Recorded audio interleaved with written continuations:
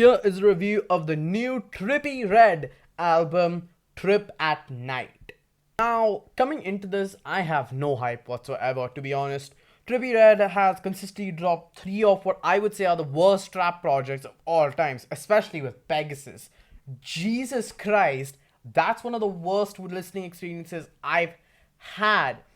But what got me hooked to this album is misstherage, which we'll get to my thoughts on it later. But let me start with my 2 major problems with this album because we can see them in literally the first 3 songs.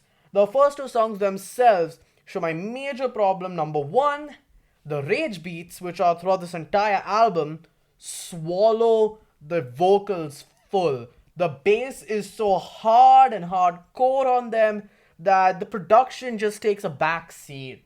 And you can't hear the vocals, you can't hear any performances, you can't hear any inflections because it's just swallowing it whole.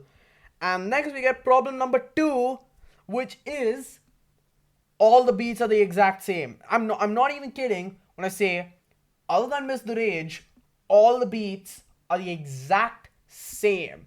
Let me just go through the highlights of what at least I could know.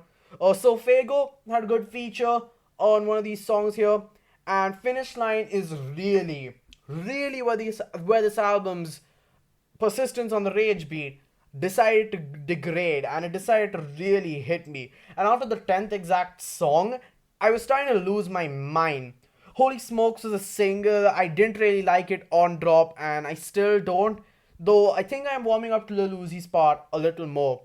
Supercell, again, more of the same. Misstherage has the potential to be an all-time great song. If only they produced it better. I love the beat so much. Like, it's one of the best beats this year. But it's just a shame that Trippie and playboycarti are being swallowed by the bass, so much so you can't hear playboycarti. You really can't. Especially in this new mix. Supernatural, great potential, but then the switch came and then the synths came back.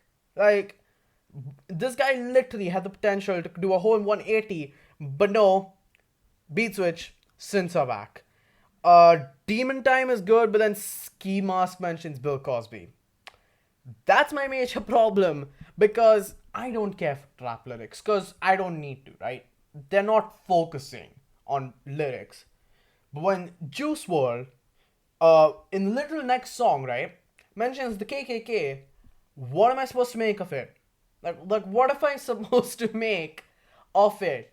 And to top it all off on an album, which I think is Trippie's best project since Dark Knight Dumbo came out, we then get possibly the worst feature from xxxtentacion ever. Like, this is Bad Vibes Forever X 10 times worse.